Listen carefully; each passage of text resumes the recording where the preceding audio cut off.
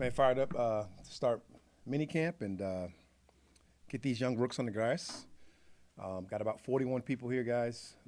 Obviously, David will give you all the guys that are here, but obviously our 5 draft picks, the guys that we signed undrafted free agency, and then a couple tryout guys, a couple vet tryout guys, and then obviously a couple undrafted undrafted players that we got out here in tryouts as well. So pretty excited to get these guys out there and let them move around a little bit. For you guys to know the expectations of it all is really just to get the guys acclimated to how we do things, get these guys acclimated to the lift. So next week when they're with the vets, they don't slow them down when they're in their racks.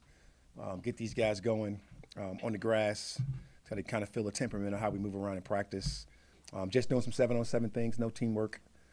Only working today as far as on the grass. Tomorrow, if you want to come watch them lift, you have to talk to David. A little lifting meeting tomorrow, but today we'll have a little bit on the grass, a little bit of individual, a little bit of 7-on-7, a little bit of group things. Getting these guys out there and just try to watch these guys move around a little bit. Kind of like similar to last year, if you were here last year.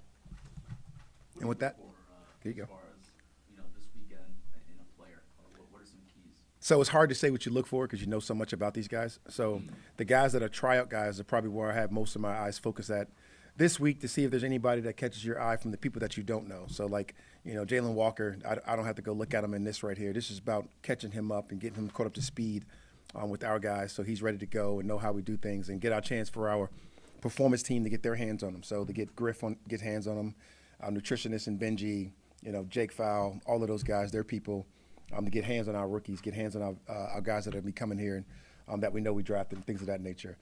But you really want to see the tryout guys, see how they move, see how they compare, be able to get with your group of people that you assign to watch those groups, whether you're talking about scout from Terry's side or you're talking about coaching on our side. Find out if there's anybody that you want to add or acquire to your football team and really be locked and focused on those things. Is it like day one of school? Just kind of let him know where you're going to be and this is how we do things, more education? It is more player education. I've been kind of treating the whole offseason that way, even with our guys, because it just goes to a different level of training. So even with our guys, it's been more player education with our tendon and tissue growth and the things that we want to do there as far as the things that we talk about from a science perspective. But with these guys, it's just letting them know what we talk about, how we do it, and really giving them a bunch of information, not to overload them, but to really let them know that we put some thought behind it so these guys can have some real awareness on how you want to go about business. It's like you're saying, the first day of school, you acclimate somebody to your program, you want people to be in there, you want those guys to have a chance. Raheem, when you're looking at these tryout guys, are you mindful of certain skills and qualities that you want to add to your roster, or is it really just anybody who flashes and pops?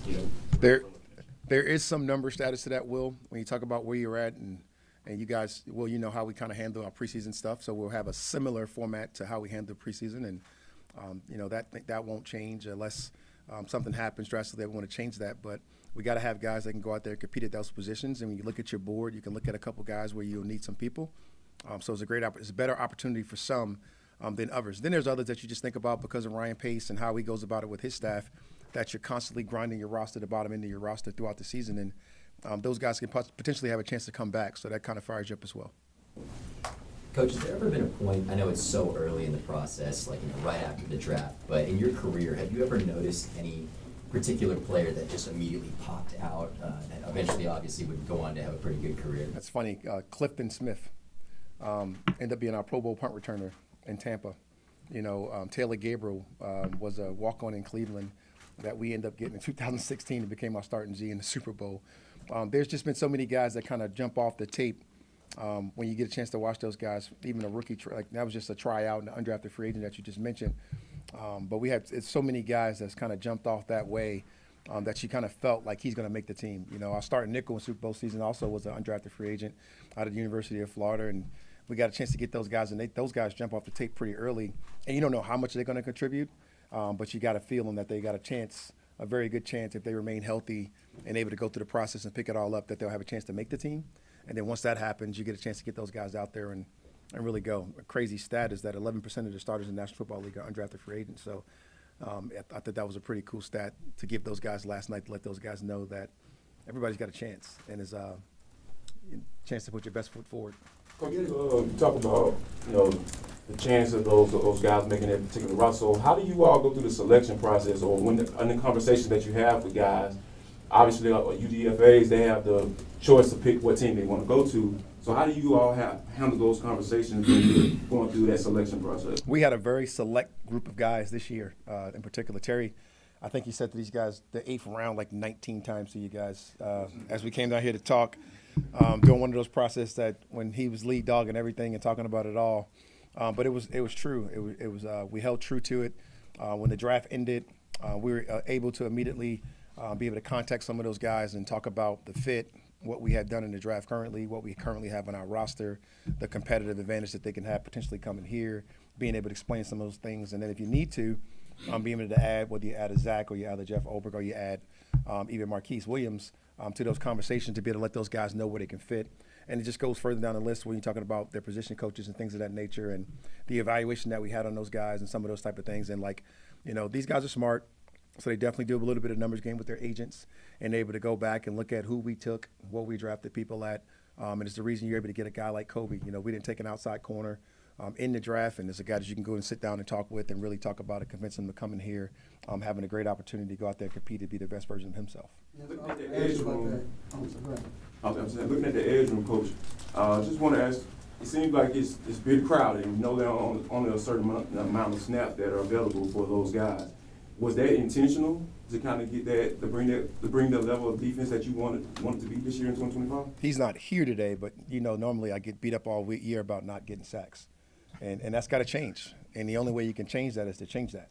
And that was a part of the process, very intentional, going out and trying to fix the edge room, and it's very intentional to go out and fix our rush to find another Terryism to find pressure players, and it was very intentional to be able to do that, and we was able to do that. In the first round with those two guys that we were to add there, to be able to get those guys going, to be able to add Leonard Floyd within free agency, to do some things there, to add 3 guys that were not here last year that you expect to have significant roles in your pass rush and your pressure players. To get a guy like Kobe undrafted and look at his resume coming from college, like how excited were you are? Kobe is like the most famous undrafted player I've ever been around. I mean, my kids know him. It's unbelievable, all the stuff that he has in the accolades. But when you go back and watch the tape, you're not shocked that he's well known and the amount of and the players that he's played against and the guys that he's able to go compete against. When you watch his tape, is exciting. And we were fortunate enough to be able to bring him here on a 30 visit and to get a chance to meet with him and get around him and really find some real interest and be able to grow. And then when it came down to that, let's call it what it is, the recruiting process at the end of the draft, when it was over, that was something that was really exciting for me because I had a real clear vision and was able to really speak to him in a real clear fashion because I had watched the tape.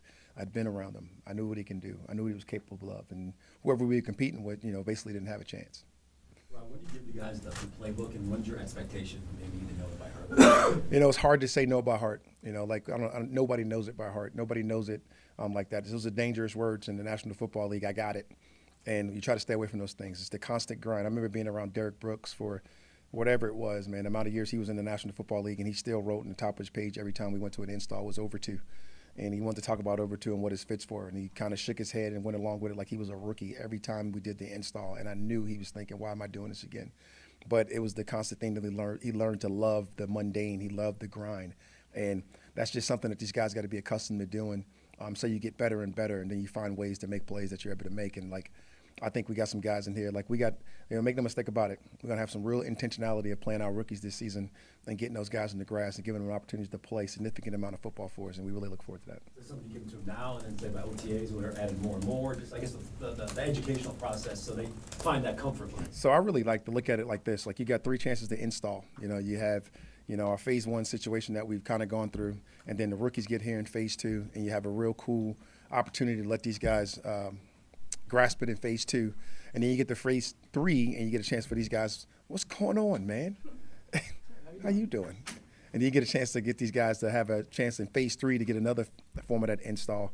And that's really exciting for us, right? And then once you get to training camp, that's that next phase of getting the install, and that's another chance. So you get a good chance to get these guys to install a couple of times. And then that's just the stuff that we want them to know. That's stuff we want to be able to do. And then once you get into game planning and some different things pop up, it is always just fun to be able to get those guys that. So the expectation levels, they kind of set that, and I want to set it for them. There's some guys that's going to get it a lot faster. There's some guys that's going to get it a little bit slower, but there's some guys when it clicks, it just clicks. The best example I can give, it was BY when I was in LA. When I first looked at him, I didn't think he knew exactly what I was talking about. And then about week 3 of the preseason, something clicked for him in them joint practices, and you knew, like, this guy's going to be a pretty good football player for us. And, like, that's what we look forward to these guys doing. Just talked to Jay Wright yesterday, man. Villanova's finest.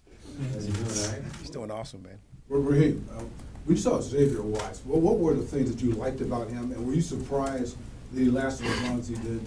It's hard to ever say surprise in the draft. You know, I surprised you guys last year, ooh, right? But, like, so it's always hard to say surprise, right? So it's just like one of those things that, like, you are more excited when you get there and a player that you had in these pods. You know, if you take a Kyle Smith-ism and these pods that you had, and you're able to look at these guys and talk about it, you don't know when they're going to go. You got an idea. You got an idea about when these pods are going to go, whether that's second and third, whether that's first, whether that's later in the rounds. But when you get to that pick and your pick that you want is there, or you do like we did and you give up a little bit of value to move up to get them, yeah, that always fires you up, man. You identify players that you want, you go get those players, and sometimes they fall to you, sometimes you aggressively go get them. Going back to the playbook aspect of rookie minicamp, how would you describe Jalen Walker's football IQ? Very high. Jalen Walker is a sharp man. He's got a dad that's been coaching him for however old he is. You can tell it's all over his body, it's all over his core. When his parents and his brother walks in the building, you can see the serious demeanor in the family. You can see this is a well-coached man before he even went to college. And when he got to college, he got some of the best coaches in the world from Kirby and those guys. And, like, I talked to him about the leadership and some of the growth that they brought to that program.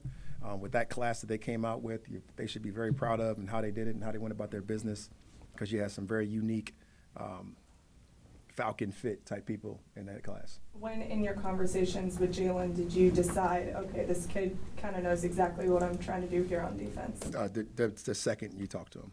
When he's standing next to you, not working out, having a normal conversation across the table in Terry's office or mine, every time you talk to him, you feel like that. You're talking about a guy that's going to be, I hate to even talk about him this way, but, like, it's hard not to, when you talk to guys like that, and Xavier Watts, a little bit the same cloth, but you see future captains and these guys make up, and it's like, the team will decide that and he'll decide that, but you see the makeup, like, just like no different than you see those guys when you walk in the room, you see it all over them.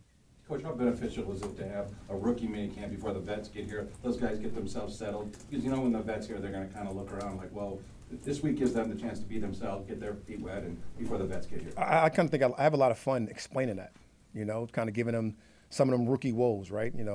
I don't let those guys come in and just sit down in the seat and then get punked by a vet to say move, right?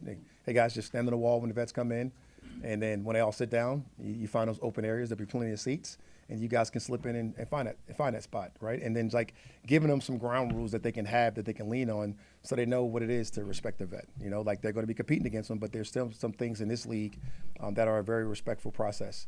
And that's just what I enjoy teaching those guys that. I've been around it long enough, and I've been fortunate enough to be around it. And I've seen some of the ups and downs, some of the woes that you have as a rookie, and there's some of the pitfalls that you could possibly avoid, that you can get ahead of it. There's some of the things that you can do, like even this rookie minicamp, of not letting a rookie come in, go full speed, and blow a hamstring out. Now he misses the whole entire offseason. He's playing catch up in training camp. There's little things like that we try to avoid. That's why we have the similar format that we have right now, that we always didn't have, because we didn't have some of the scientific status to back that stuff up, and we do now. So I think it's very important to utilize all those things. Coach, what does it take for a rookie DB to come in and start? I've seen it happen a lot. We just talked about our starting nickel in the Super Bowl year, that I know he did that. And then I talk about a bunch of guys that I had in L.A., and really just throughout the whole process of coaching. Like, there's been guys that come in and start. A.J. Terrell, there's been a bunch of guys. I know he was a first-round pick, but, like, I've seen a UDFA come in and start. I've seen a first-round pick come in and start, particularly really at corner, right? The safety is usually the position where you talk about guys where they come in there special. Like, I had a Tenard Jackson was able to come in from a switch from a cornerback position to go to safety and end up starting for us at some point. Or I had a starting role, and I watched those guys grow and develop. So, like, when you come in and you're locked in, you do some of the things that we talked about earlier with the playbook, and you get a chance to get those installs 3 times, you never know.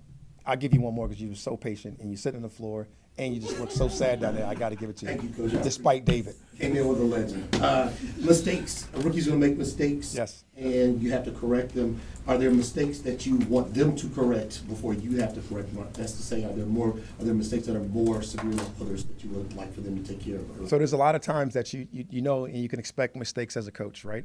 But you try to give them all the avenues and all the tools that you possibly can. Say, for instance, on defense, we'll have video recorded installs, so to speak, that we can give to these guys that they can look at before they got in here this morning, and they'll have things that they can look at after practice, have a little after-action review. So like when you're talking to them the next day's coming, that they should be able to make some of these corrections on their own. And when they do make those corrections, those are signs of the guys that are consistently looking to obsess football and be the greatest that they can possibly be, and that's what fires you up.